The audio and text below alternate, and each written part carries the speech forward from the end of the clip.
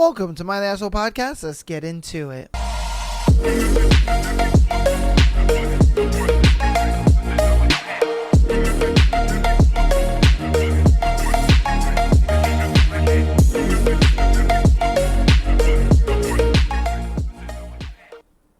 Welcome to My Asshole Podcast. Let's get right on into today's episode. Today is Thursday, and it is King of Wrath Day, where we have chapters 29 and 30 to go over. Hope you guys have been enjoying the book. I know I have. I'm excited to see where our characters are going to go to next and what's going to happen to them. But before we get into today's book, we have our thread. Today's thread is a pretty interesting one. It is people who have quit a job with no notice. What made you quit? All right. So let's see what the heck made y'all just say, boop, this job, I'm up out of here. All right. So people who have quit a job with no notice, what made you quit? I got called a pussy for refusing to handle the chemo drugs without PPE. Veterinarian hospital, no fucking thank you, not worth it. That's kind of crazy. Like, I'm not about to touch some shit without putting gloves and shit like that on. I wouldn't quit though. like that was a little much, if I'm being honest with you. I wouldn't quit, but I feel you, girl, but damn, I don't think that would make me quit. All right, people who have quit a job with no notice, what happened? Going forward, we're going to give you managerial duties. Will that include sick and vacation days? We'll revisit that in the next 6 months. But in the meantime, we will need to readjust your pay to be higher. Not initially, bruh. Nah. Bruh. Nah. You don't want to give me more work and then not pay me more. That's some of that bullshit right there. Man, nah. No. I would have done the same. I don't think I would have quit. I don't think I would have quit. But I'd have been like, no, thank you. I'm good. I don't want these managerial duties. You can give them to somebody else. Because again, I'm not about to do extra work for no extra pay. You must got me fucked up. That's crazy. That is some crazy talk right there. Hell nah. All right, people who have quit a job with no notice. What happened? They wanted me to work more hours and made me choose between work or college. College it was a retail store. Oh, that's crazy. And they're supposed to work with your schedule too. You know what I mean? Like, it's a thing where they work with your schedule and, like, come on, man. Because I've worked at a retail store before. You know what I mean? And when I was going to college for animation design, they worked around my school schedule just fine. Like, they didn't make me work extra hours. When I needed to take days off, I took days off. When I had to call off, I had to call off. It was what it was. They worked around my schedule. The fact that they weren't willing to work around your schedule is kind of crazy to me. But there are some, like, stores where you just have managers that are just assholes and they just don't get it. You know what I mean? Their whole life is the retail store and retail job and all that kind of, and you're just like, bro, this is not my job. This is a stepping stone. Like, get the fuck out of here. All right, people who have quit their job with no notice. What happened? Every single person in my department had been immediately dismissed after giving their 2 weeks. So when it came time for me to leave, I took all my PTO, came back from my vacation, dropped off my badge at my desk, and walked out. Oh, shit. Yo. That's crazy. Everyone in your department was just like, 2 weeks. Yo. I mean, I would have done the same thing too. Like, if I'm going to be leaving, you might as well just let me use all my PTO up on my last 2 weeks. Like, what the fuck? You know what I mean? Like, I might as well just be able to use all my paid time off to be off. I don't give a shit to be here anymore. Like, you guys are lucky I gave y'all 2 weeks. You know what I mean? Like, what the fuck are we talking about here? Like, I would have just left. But, I wanted to be courteous. People who have quit their job with no notice. What happened? My boss said out loud in front of everyone that none of us in the warehouse were worth what we're being paid. Two 2 of us actually walked out that day over it. That's crazy. That's great. The fact that, don't get me wrong. Look, the reality of warehouse jobs is that, yes, anybody can fucking do your job. Let's be honest. All right. The reality is anybody can do your fucking job. But to sit there and tell somebody that they're fucking useless is crazy. And they're replaceable is wild, man. Some people don't get that when they say something, that actually has consequences to it and reactions. These are people. Bro, do you not understand that? You know what I mean? Damn. That's mad fucked up. People who have quit their job with no notice. What happened? The store manager had been consistently telling me to keep an eye on the regional manager for stealing from the store. The regional manager had told me to keep an eye on the store manager from stealing from the store. Wait, hold up. Who's stealing? Because I ain't gonna lie to you, bro. Somebody's stealing. One day, petty cash comes up to $100 even short. And both managers are raging at all the hourly employees trying to find it. It was too much drama for me, and I just walked out. Turns out both the store and the regional manager were stealing from the store. That's crazy, bro. They were both, I guarantee you, he stole $50 and the other dude stole $50. And then they're wondering where $100 is at. And I'm sure he's just like, I only took $50. Who the fuck stole another $50? Holy shit. But at the same time, he was probably just like, I got an idea. Oh, yeah. I can blame it on one of these motherfuckers. Be like, yeah, it was $100. They're never going to know. Bruh. I guarantee you that manager, both of them, probably got caught on camera so many times. So many times they probably got caught on camera doing that bullshit, bruh. Oh my God. That's crazy. I hope they got fired for that shit. People who have quit a job with no notice. What happened? I once quit a job with no notice because I shit my pants. Also with no notice.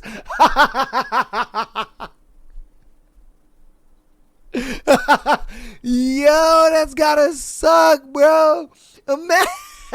Imagine it's your first day on the job and you straight doo-doo your pants, man, and you're just like, oh, bro.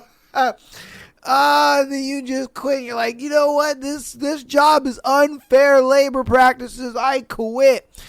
Oh, man, dude, that's crazy.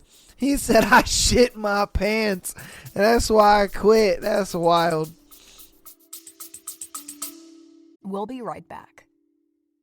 Have all your favorite podcasters given up? Well, join us at Between the States. We're just getting started. Between the States is a podcast about people, for people, by people. What kind of people? Celebrity people. Not celebrity people, regular people. Regular people? On a podcast? This sounds like a scam. It's not a scam. It's for real. Well, it's about time. Real people on a podcast. What do they talk about? They talk about all sorts of stuff from the mundane to the exciting, from past life experiences to future plans. Is there a website I can visit? Yeah, you can go to BetweenTheStates.com and find us on all your favorite podcast platforms. I'm going to do that right now. Find us at Between the States. Between the States. Between the States. Between the States. Between the States. Ah, damn.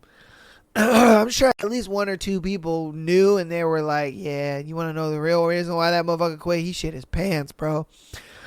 People who have quit a job with no notice. What happened? Hostile work environment. A supervisor 20 years my junior and been with the company about 15 years less than me decided to scream at me in front of customers. He'd done that to others who had no choice but to take it, but I didn't need that job. I was almost retirement age and had enough years with the company to retire. I walked right out the front door, middle of my shift, never looked back. Best work-related decision I ever made. I got to my car that day and felt like a 50-pound weight had just been lifted off my shoulders. I had been with that company since 1989, goddamn, and invested my stocks and profit share wisely, so suck it, Walmart. Yeah, fuck you, Wally World. Yo, bitch. Nobody likes you. Man, because I ain't gonna lie to you, bro. Back when I used to work store or, retail and shit, I never let the supervisors talk to me that way. Ever. Anytime that they got disrespectful and shit like that, oh, you best believe I got disrespectful back. Oh, you best believe I got disrespectful back. Like, fuck ya. Who you talking to? You know what I mean? Like, who the fuck you talking to? I don't give a shit who you are. I don't give a fuck who you talking to, because that should be mad annoying. Because you'll get those supervisors that'll sit there and they'll act like they king shit and all that kind of stuff. And in reality, you're just like, bro, calm the fuck down. You know what I mean? Like, if you got legitimate reasons, to be like saying things to me and stuff like that, like, okay, that's one thing. But you don't got to be disrespectful about it. Like, especially right up off the bat. I'm walking into this place, sure, if I'm wrong, I'm wrong. But you ain't got to be mad disrespectful about it. Like, that's what's crazy to me, man. Like, I always talked back to him. I ain't gonna lie to you. And that's what I loved about us being union workers. These bitch ass niggas couldn't fire me, and it's one of those things where the company looks at it like, oh, well, it's a fight to fire him, but I could just fire him. You know what I mean? And so the supervisors, a lot of times, they bent the knee because they knew they weren't union. They could just get fired over anything. So a lot of times they didn't fight you because I was union. I could fight the company back. You can't. So watch how you talk to me. You know what I mean? And all my union workers out there know your supervisor can't talk shit like that. They can't talk to you like that. Just know that. You're protected. They're not. And a lot of times those supervisors will hush up because they know the company is going to look at it like, fuck, it's going to be a fight to fire him. But, for him, we could just let him go. You know what I mean? And what do you think the company's going to do? You know what I mean? Like, come on now. Trust me. Use that union, bro. Fuck them.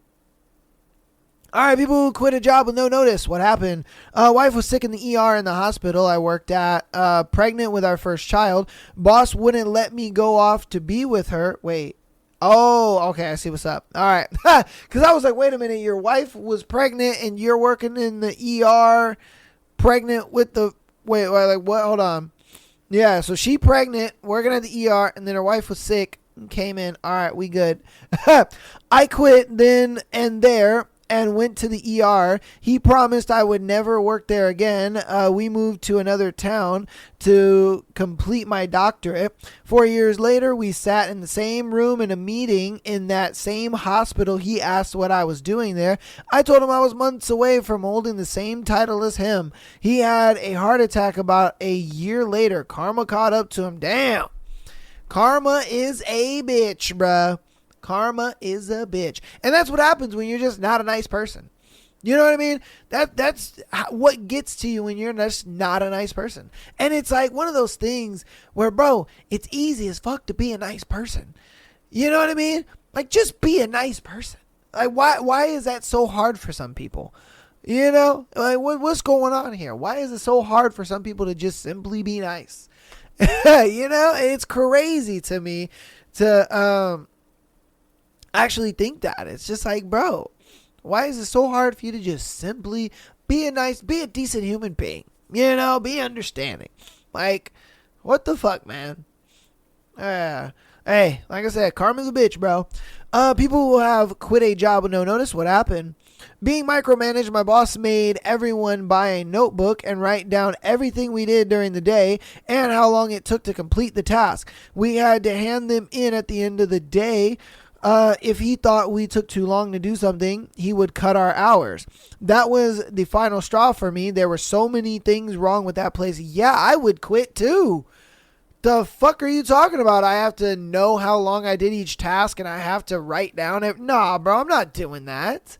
What the fuck? And then if you feel like, not the company, if you feel like I took too long on that task, I get my hours cut? Bro, you're fucking with my livelihood. You know what I mean?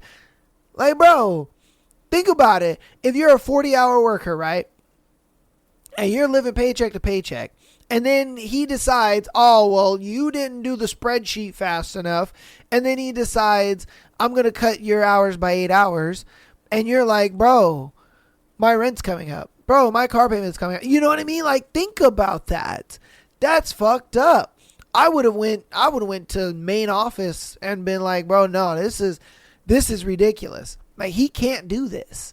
You know what I mean? I'd have gone to the top, bro, because that's crazy. That is fucking crazy. People who have quit a job with no notice. What happened?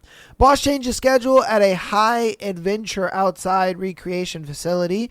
Told everybody but me. So I'm middle manager late, but usually I'm really early. Luckily, I was able to get everything open on time. However, the rest of the employees couldn't get in touch with me, no service, so they called him. He shows up reeking of pot and whiskey after we open, only to see that everything is running like a well-oiled machine because I had a staff that I respected and they respected me. Boss doesn't like that he made a mistake and now everyone knows, so he starts yelling, "You better be glad we're short-staffed or you would be so fucking fired. Fuck you, man." And gave me a double air middle finger as he threw open the door. My staff and all our guests are looking at this point, so I gently laid my keys and radio on the desk and told him that he was short-staffed now. I then told the staff they didn't have a sober manager on duty, so they needed to lock up the towers. I told the office manager to issue refunds or reschedules for everybody there. I then called his boss, the owner, and calmly explained what happened. Yeah, facts.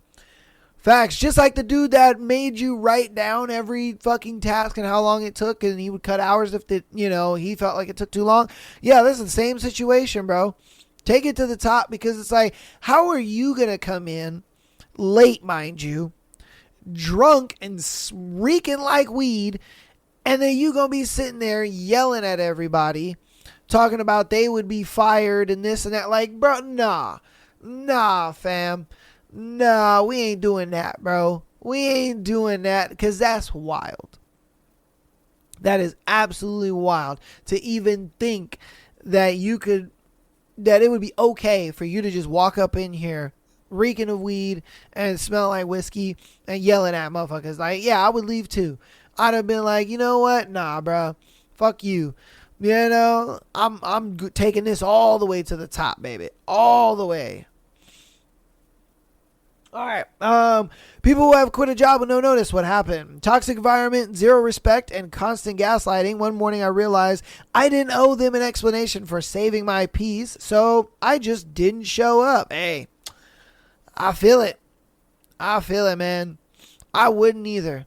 Especially if you're just constantly getting dealt that, bad hand and they're just yelling and doing stupid shit. Yeah, I would too, bro. I ain't gonna cap to. I would too. All right, this is going to be our last one, and then we'll get into announcements and then into our book. So people who have quit a job with no notice. What happened? Boss accused me of stealing. I quit on the spot. Money was hidden right where it was supposed to be. I assumed he was too high to see it. He apologized later, but too late. Yo, that's crazy, because you got to understand, like, in a job, when you're accused of something, like, that reputation sticks with you. It's not a thing where, oh, never mind, I found it. Oh, he's not a thief, and everybody's just like, oh, great, he's not. No, that shit sticks with you. You know what I mean? Even if people, find out that, oh, no, he didn't do it, this and that, they're still going to kind of be like, I don't know. You know what I mean? It brings out skepticism, and then it brings out, catty gossip and all that kind of stuff, because then it makes them think like, oh, is he covering for him? Oh, did he say that and then just kind of covered him so he doesn't get fired? Or, you know what I mean? It just, it's never good. It's never good. Because I remember I worked at a store one time, and my manager in the seafood department, he was sweethearting people. Yeah. He was sweethearting people. And for those who don't know what sweethearting is, it's when you pretty much mark something a lower price than it actually is for someone that you know. All right. And so he was doing that with the fish. So people he would know would come in and he would mark it as a cheaper item and give it to them. And apparently, the company knew. And it was one of those things where our boss, like, he knew that he was doing that. He just, he didn't want to accuse him just yet. And so he accused him one time. And once he accused him, then it was one of those things where it was just he couldn't prove it. And so then, the accusation stuck and stuff like that. And then obviously later on they ended up catching him. But it was a thing where once they accused him the first time of doing it, because we didn't know at that time. The manager just accused and everybody was like, what? He's doing that? He's doing that? And so then once, the manager couldn't prove it. He was like, oh, okay, I'm sorry, for thinking you were a sweetheart and this and that, blah, blah, blah. Everybody was skeptical about him. But he didn't know that everybody was skeptical about him, that everybody kind of had this, kind of are you sweetheart or are you not? You know what I mean? It started to put this in everybody's mind. And if he would have just kept not doing it, nobody would have ever known that later on he started doing it. But because he got accused of it and everybody just kept that kind of skepticism, it's what got him caught. But it's just the fact that once that accusation goes out, it sticks. Everybody thinks of you as that person, and they kind of expect it out of you. And that's why when he did get caught, they were like, no shit. You know what I mean? No shit, he got caught. Duh. Manager accused him a couple weeks ago. So yeah, it is definitely one of those things, man.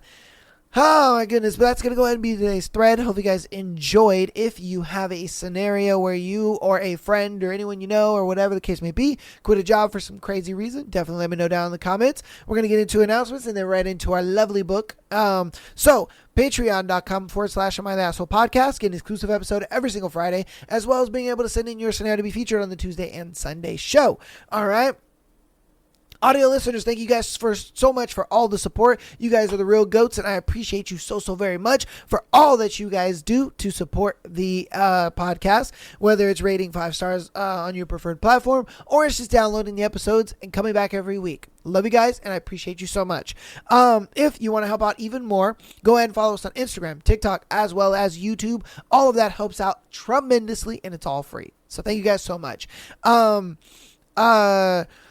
If you enjoy live streams, we do live stream every Friday, Sunday, and Monday. I try to be as consistent as I can with streaming. Sometimes I can't just because, life be life and things get in the way. But I do try to stream every Friday, Sunday, and Monday. Catch us on Twitch, Kick, YouTube, or TikTok. We stream. I try to stream everywhere, no matter where you like to, watch live streams, whatever. I try to stream everywhere for you guys. All right, but without further ado, let's get right on into our book, okay? I believe it's chapters 29 and 30. So let's get on into this.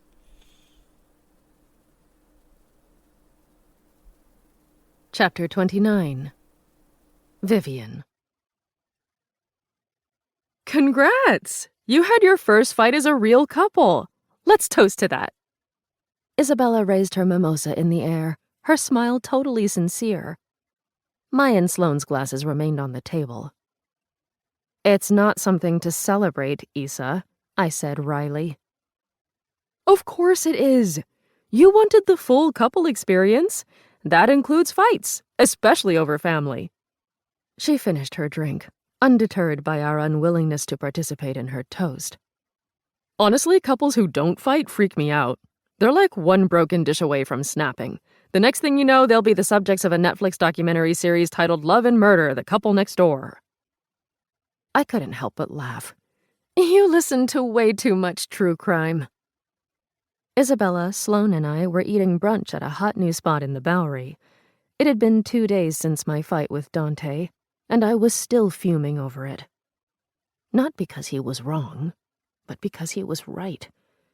Nothing stung more than the acrid taste of truth. It's research. Isabella said. Therefore, it's work. You can't blame me for working overtime, can you? Look at Sloane. She's on her phone even though the world's best Eggs Benedict is sitting untouched in front of her. It's not untouched. I ate 2 bites. Sloane finished whatever she was typing and looked up. You try enjoying your food when one of your clients posts a social media tirade about their very famous ex-wife and proceeds to get into online arguments with... She checked her phone again. User 59806 about who should drive their car off a cliff first. Sounds tame for the internet, Isabella said. I'm kidding. Sort of. Look, there's not much you can do about it now except take away your client's social media access, which I assume you've already done. People will act stupid all day, every day. Enjoy your food and deal with them later. 2 hours of digital detox won't kill you. She pushed Sloane's plate closer to her. Plus, you need energy for all the fire breathing you'll do later. Sloane pursed her lips. I suppose you're right. I'm always right. Now, Isabella shifted her attention back to me. This fight. I think you should let it go on for another day before you have hot makeup sex. 3 days is adequate time for all that tension to build, and... Issa! I'm sorry. I don't have a sex life at the moment, okay? I'm living vicariously through you. She sighed. And the argument isn't a deal breaker, right? He's kind of... right. Silence cloaked the table. I stared at my half-eaten plate, my skin icy despite the warmth from 2 mimosas. Don't get me wrong. I know how you feel. Isabella's voice softened. But I think it's one of those cultural differences that'll take time to smooth over. Dante cares about you, or he wouldn't have been so upset. He's just not great at expressing his thoughts tactfully. I know. My sigh carried days' worth of agonizing. It's just hard to remember that when I'm in the moment and he's being so stubborn. In Dante's world, his word was law. He was always right, and people bent over backward to accommodate or appease him. But that was the thing. It wasn't just his world anymore.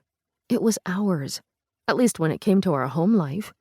Arranged marriage or not, I'd signed up for a husband, not a boss. I just wasn't sure he knew that.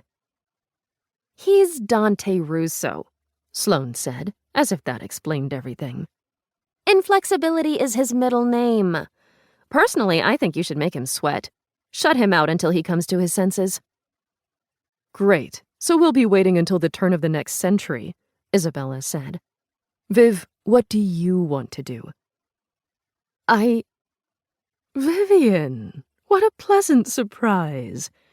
A smooth, creamy voice interrupted our conversation.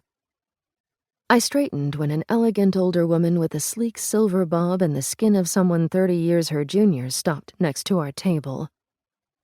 Buffy, it's nice to see you, I said, hiding my surprise. She and her friends rarely stepped foot outside their uptown bubble. How are you? I pointedly ignored Isabella's quiet splutter when I mentioned the name Buffy. I'm well, dear. Thank you for asking. The 65-year-old grande dame looked immaculate as always in a cream silk blouse, gray tailored pants, and Mikimoto pearl drop earrings. I normally don't come all the way down to the Bowery.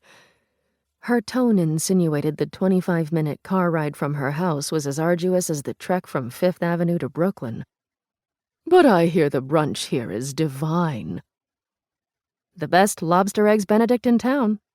I gestured at an empty chair. Would you like to join us? Neither of us wanted her to stay, but it was the polite thing to ask. Oh, what a sweet offer. But no, thank you, Buffy said on cue. Bunny and I reserved the corner table. She's glaring at me as we speak. She simply hates sitting alone in public. She shot a reproving look at where a well-groomed blonde woman sat with her equally well-groomed toy poodle poking out of the top of her Hermes bag. Dogs weren't allowed in the restaurant, but people like Buffy and her friends operated by different rules. However, I wanted to stop by and congratulate you in person on securing Valhalla for the Legacy Ball venue. It's generated quite the buzz." "Thank you," I murmured. I'd tried my best to find other alternatives, but none of them panned out, so I'd reluctantly gone with Dante's Valhalla Club suggestion. I'd insisted on putting together the pitch, which he presented to the management committee since they didn't allow non-members in the meeting. The approval process took almost a month, but I received the final confirmation 2 weeks ago. While part of me thrilled at landing such an exclusive venue, another part worried about what it would cost Dante, not monetarily, but in terms of leverage and reciprocation. "I'm sure Dante put in a good word for you." Buffy smiled. "It pays to marry a Rousseau, doesn't it?" My own smile tightened. The dig was subtle, but it was there. "Since we're on the subject of the ball, I have a suggestion regarding the entertainment," she said. "It's a shame Corelli lost his voice and can no longer perform." The famous opera singer was on hiatus while his voice recovered. The issue wasn't as severe as the venue flooding, but it was yet another problem in the pile that was mounting daily. Murphy's Law of Event Planning. Something always went wrong, and the more important the event, the more went wrong. "Don't worry, I've already confirmed an alternative," I said. "There's a wonderful jazz singer who agreed to perform for half her regular rate, considering the audience that'll be in attendance."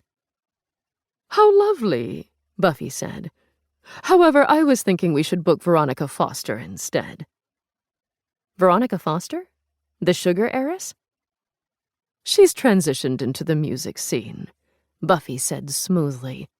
"I'm sure she would appreciate the opportunity to perform at the ball. As would I." Her pointed statement pierced my confusion.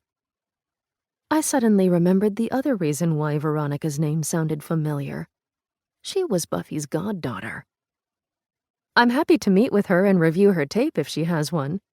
I kept my tone measured despite the knots twisting my stomach.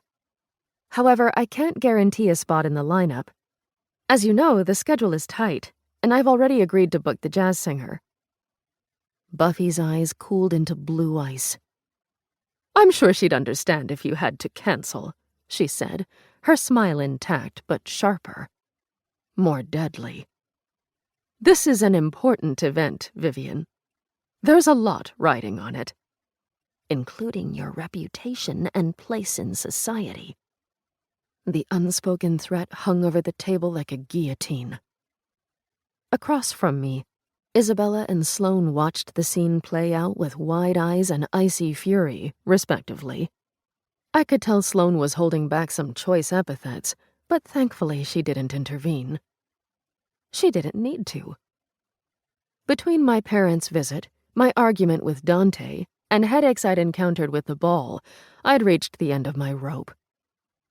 "Yes, there is," I said in response to Buffy. Frost layered beneath my otherwise polite tone.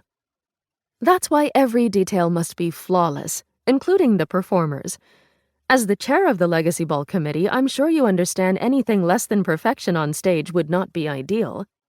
I have full faith in Veronica's commitment to her craft, which is why an audition shouldn't be a problem. Wouldn't you agree?" The sounds from the restaurant became white noise as my heartbeat drummed in my ears. I was taking a huge risk, insulting Buffy in front of other people, but I was sick of people trying to manipulate me into doing what they wanted.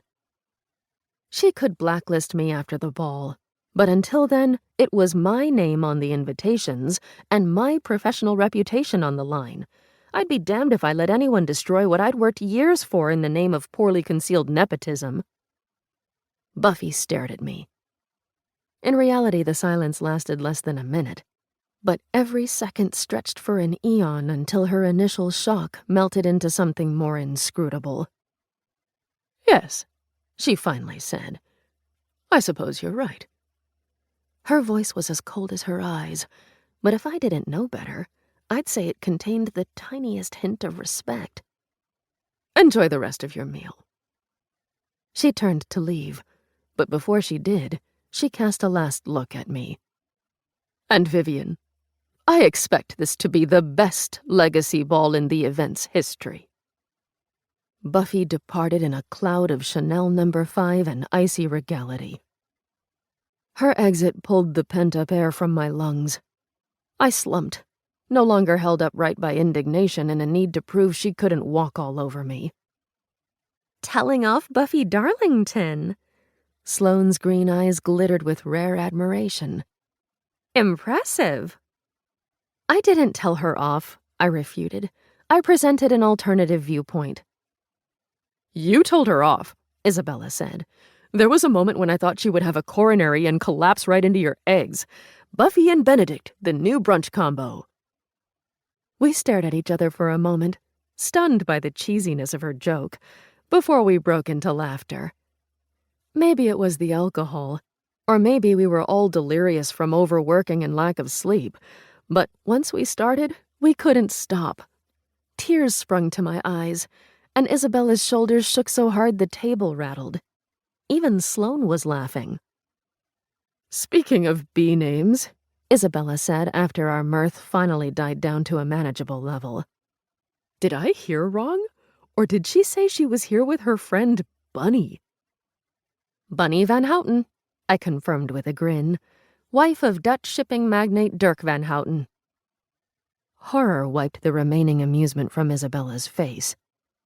Who comes up with these names? She demanded. Is there a rule that the richer you are, the uglier your name has to be? They're not that bad. Buffy and Bunny, Viv. Buffy and Bunny. Isabella shook her head. Once I have the power, I'm banning all names beginning with the letters B and U. God forbid they add a Bubby to their group. I couldn't help it. I burst into laughter again, with Isabella and Sloane joining me soon after. God, I needed this. Food, drinks, and a fun, silly morning with my friends, the Buffy incident notwithstanding. Sometimes it was the simple things in life that kept us going. We lingered for another hour before we left. I insisted on covering the meal since they'd spent the majority of the time listening to my problems, and I'd just paid the check when my phone buzzed. My heart flipped when I read the new message, but I kept my expression neutral as we exited the restaurant. There's a new romantic comedy coming out next week, Sloane said. Let's watch it. Isabella eyed her with suspicion. Will you actually watch the movie this time, or will you just complain during the entire film? Sloane slid on her sunglasses. I don't complain. I provide real-time criticism of the film's application in the real world. It's a rom-com, I said. They're not supposed to be realistic. Some people liked to unwind by reading or getting a massage. Sloane liked to watch romantic comedies and type up dissertation-length papers detailing every single thing she disliked about the movie. And yet, she kept watching them. We'll agree to disagree, she said. Next Thursday after work. Does that work? We'd survived years of rom-com evisceration. We'd survive another night. After we confirmed the movie date and parted ways, I wound my way up 4th Street toward Washington Square Park. My pulse thudded louder with each step until it crescendoed at the sight of a familiar, tall, dark figure standing by the arch.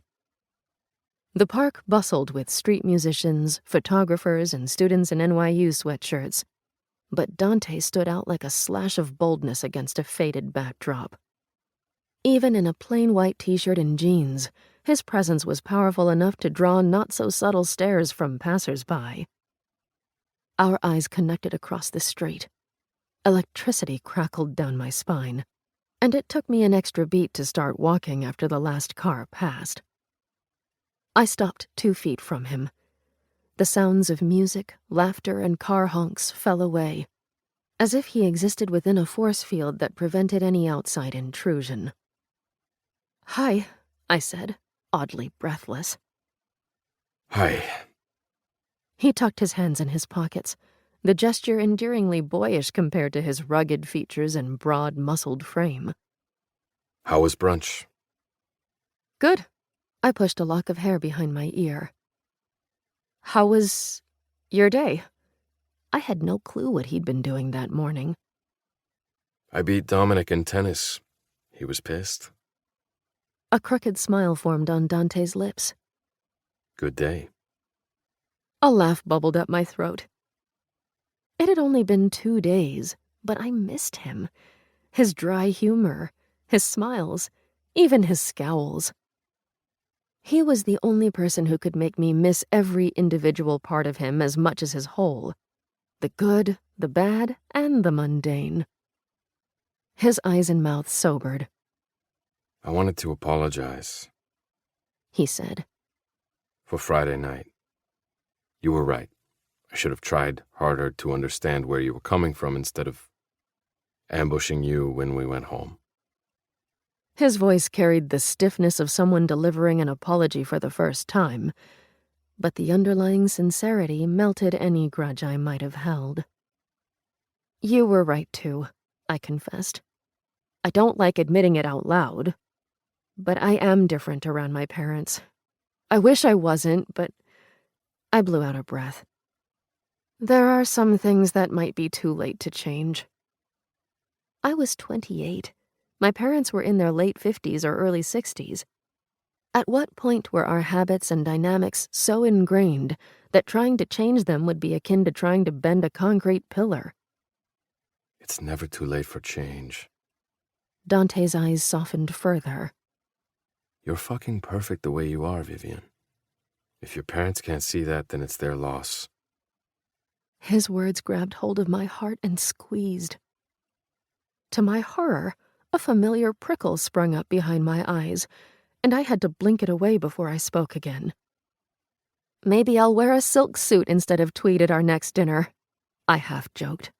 Spice things up a bit. Silk suits you better anyway. Next time they drop in for a surprise visit, we can also tell them we've contracted a terrible, highly contagious stomach bug and lock ourselves in our apartment until they leave. I like it. I tilted my head. But what would we do, locked all day in the apartment? He slid me a wicked grin. I can think of a few things. Heat washed over my skin, and I fought back a blossoming smile. I'm sure you can. So, I said, switching topics, do you have any plans for the rest of the day? Yes. He slid his hand into mine, the action as casual and natural as breathing. I'm spending it with you. My smile broke free, as did the butterflies in my stomach. Just like that, we were okay again. It wasn't a long reconciliation, but it didn't need to be. Moving on didn't always involve big gestures or heavy talks. Sometimes the most meaningful moments were the small ones. A softening glance here, a simple but sincere apology there. Perfect, I said. I kept my hand in his as we walked away from the park. Because there's a new exhibit at the Whitney I've been dying to check out. Chapter 30. Vivian. I'm sorry, you want us to go where? I looked up from my sushi and pinned Dante with a disbelieving stare. Paris. He leaned back, the picture of nonchalant ease. Jacket off, tie loosened, expression unruffled like he hadn't just suggested I drop everything to jet off to Europe. It was Wednesday, 5 days after our short-lived fight and 3 days after our reconciliation. We were eating lunch in my office and having a perfectly pleasant conversation when he dropped the Paris bombshell out of nowhere. I found out today I have to meet some of our subsidiary CEOs there ahead of the Cannes Film Festival. He said. My VP was supposed to do it, but his wife went into early labor. I'm leaving Saturday and staying there for a week. Normally, I would have jumped at the chance to join him. Paris was one of my favorite cities, and I was long overdue for another visit. But I couldn't drop everything to cavort around France when the Legacy Ball was only weeks away. I can't, I said reluctantly. I have to be here for ball prep. Dante raised his eyebrows. I thought everything's pretty much set. Technically, he was right. The venue was secured, the caterers on track, and the seating charts and entertainment finalized. Veronica Foster turned out to be surprisingly talented, and I'd squeeze her in for a short performance at the end of the night. But with my luck, something would go wrong the minute I stepped foot on French soil. Yes, but still, this is the biggest event of my career. I can't fly off at the last minute. My team needs me. Your team seems competent enough to hold down the fort for 5 days. Dante tapped the stack of papers on my desk. You'll still have over a week when we get back to finalize everything, and you don't need to be physically in New York to do your work in the meantime. I'll be busy in the mornings too, so we work during the day and explore Paris at night. Win-win. What about the time difference? I argued. My team will still be working when it's evening in Paris. So schedule your meetings for the early afternoon. It'll be morning here. Dante said, practical as always. It's Paris in spring, mia cara. Beautiful flowers, fresh croissants, walks along the Seine. I don't know. I wavered, torn between the picture he painted and my paranoia that something would go wrong. I already booked a suite at the Ritz. Dante paused before dropping the second bombshell of the day. And you can pick out a gown from the Yves Dubois showroom for the ball. My breath stilled in my lungs. That's cheating. Yves Dubois was one of the world's top couturiers. He produced only 8 gowns a year, each one of them unique and exquisitely handcrafted. He was also notoriously picky about who he allowed to wear one of his creations. Rumor had it he once turned away a world-famous movie star who'd wanted to wear his design to the Oscars. It's an incentive. Dante grinned. If you really can't or don't want to come, you don't have to. But you've been working damn hard these past few months. You deserve a little break. Nice way to spin it. Are you sure it's not because you have separation anxiety? I teased. I didn't used to. His eyes held mine like a lone flame flickering on a cold winter night. But I'm beginning to think I might. Warmth filled my stomach and rushed to the surface of my skin. I shouldn't. But maybe I was tired of living my life by shoulds. I made my final decision in a split second. Then I guess I'm going to Paris. Over the next 2 days, I prepped my team as much as I could. I gave them 6 different numbers where they could reach me, and ran through emergency protocols so many times I thought Shannon would march me onto the plane herself before she strangled me.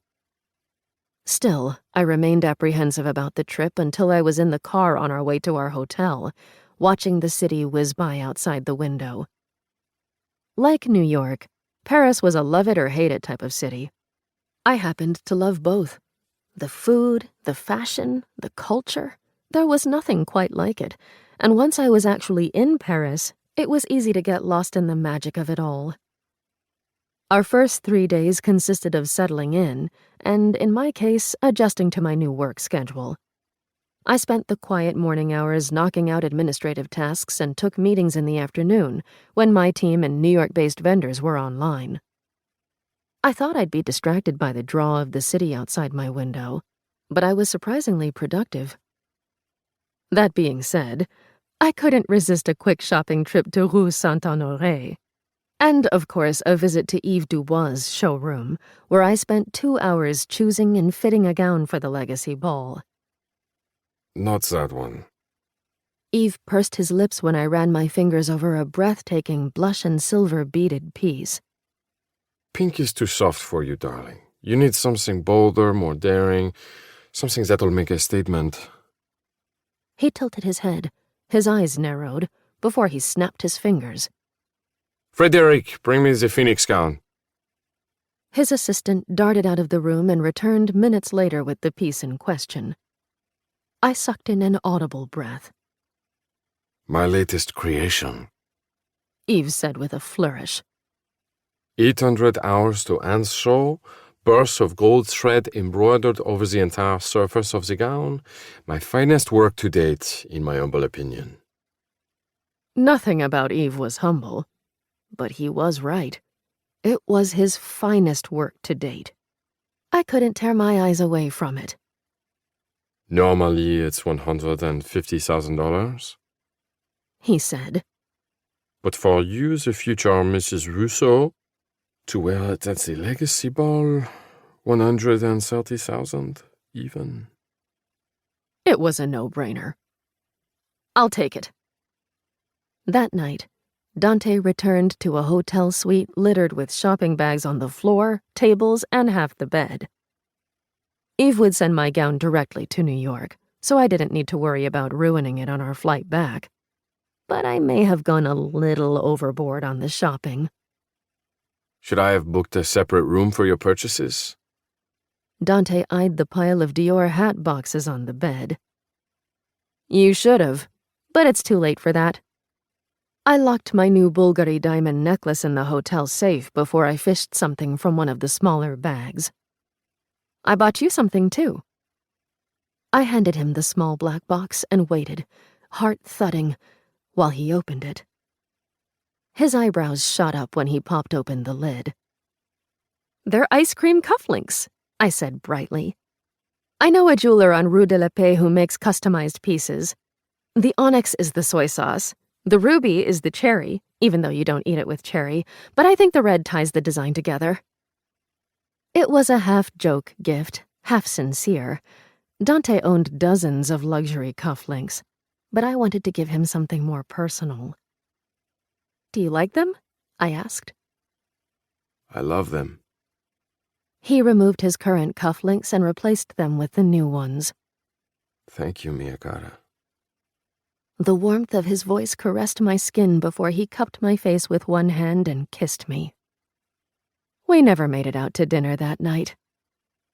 Our other nights, however, were filled with whatever activities struck our fancy. We wandered through the charming book-lined nooks of Shakespeare and Company, explored the Louvre after hours, and pretended to watch black-and-white French indie films in an art house cinema while secretly making out in the back like teenagers. I'd visited Paris many times, but exploring it with Dante was like seeing it for the first time. The smells wafting from the bakeries, the texture of cobblestones beneath my feet, the rainbow of flowers blooming all over the city. Everything was brighter, more vivid, like someone had sprinkled fairy dust over the city. On our last night, Dante took me to a private dinner at the Eiffel Tower. The monument had 3 restaurants. Ours was on the 2nd floor and offered spectacular views of the skyline. He'd booked the entire space, so it was just us, the 7-course menu, and the city laid out at our feet in all its glittering nighttime glory. Okay, what's one food you can't stand that everyone loves? I swallowed a thin slice of sea bass before adding, I'll go first. Olives. I hate them. They're a blight to humanity. I want to say I'm surprised, but you're the same person who eats pickles with chips and pudding, so... Dante lifted his wine to his lips. Enough said. I narrowed my eyes. I'm not the one who cleaned out our pickle supply 2 weeks ago because he couldn't stop stealing my snack. Don't be dramatic. Greta bought more pickles the next day. He laughed at my frown. To answer your question, I can't stand popcorn. The texture's weird and it smells awful even when it's not burnt. Seriously? Then what do you eat during movies? Nothing. Movies are for watching, not eating food. I stared at him. Sometimes I'm convinced you're an alien and not an actual human being. Another laugh rolled over me. We all have our quirks, Miyagata. At least I don't sing Mariah Carey in the shower. My cheeks warmed. I did that once. I heard the song in a commercial and it got stuck in my head, okay? I'm not saying it's a bad quirk. The corner of his mouth tipped up. It was cute, even if it was off-key. I was not off-key, I muttered, but my indignation lasted only seconds in the face of his smile. How's the prep for Cannes? I asked when our server swapped out our empty plates for the 3rd course. Did you get everything done in time? Yes, thankfully. If I had to sit in another meeting discussing what champagne we should serve at the after-party, I would have been arrested for murder. he grumbled. I'm sure you would have found a way out of it. You're a Russo, I teased. Yes, but the paperwork would have been a pain in the ass. You love paperwork. That's what you do all day. I'm going to pretend you didn't just insult me horribly in the middle of what's supposed to be a romantic last night in Paris. He sounded wounded, but mischief glinted in his eyes. I laughed before asking, do you ever think about what you would have been if you hadn't been born a Russo? His life had been set from day one. But where would he be if he could have chosen his own path? Once or twice. Dante shrugged, seemingly unconcerned. I never know the answer. Work takes up most of my time, and while I enjoy my hobbies, boxing, tennis, travel, I wouldn't have entertained them as careers. I frowned, strangely saddened by his answer. I'm a businessman, Vivian. He said. That's what I was born to be. I enjoy my work, even if certain aspects are not always fun. Don't think I'm throwing my life's passion away to toil in a corner office because I feel obligated to. I suppose he was right. Dante, brash, bold, charming when he wanted to be, but aggressive when provoked, was born to rule the boardroom. I couldn't imagine him in any other role other than CEO. And you? He asked. If not event planning, what would you be doing? I want to say I'd be an astronomer, but honestly, I'm terrible at math and science, I admitted. I don't know. I guess I'm like you. I'm happy doing what I'm doing. Event planning can be stressful, but it's fun, creative. And there's nothing more satisfying than taking an idea and bringing it to life. A smile touched his lips. So we're both happy where we are. The velvet weight of his words made my heart flip. Yes, I said. I suppose we are. The air turned thick and humid with meaning. I hesitated, then added softly, I'm glad I came to Paris. Dante's eyes were a lit match against my skin, bright and hot enough to burn. Me too. We stared at each other, our food forgotten. The weight of a dozen unspoken words sat between us and threatened to spill into the silence. Before they could, a harsh ring yanked our gazes apart and toward his phone. He let out a low curse in Italian. I'm sorry, I have to take this. He said. Work emergency. It's fine, I reassured him. Do what you have to do. He pushed back his chair and answered the call on his way toward the exit. I finished my course, but I was so distracted I barely tasted the langoustine. I'm glad I came to Paris. Me too. Even in Dante's absence, my pulse raced like it was competing for Olympic track and field gold. Like I said, I'd been to Paris many times. But this was the first time I was actually falling in love in the city of love.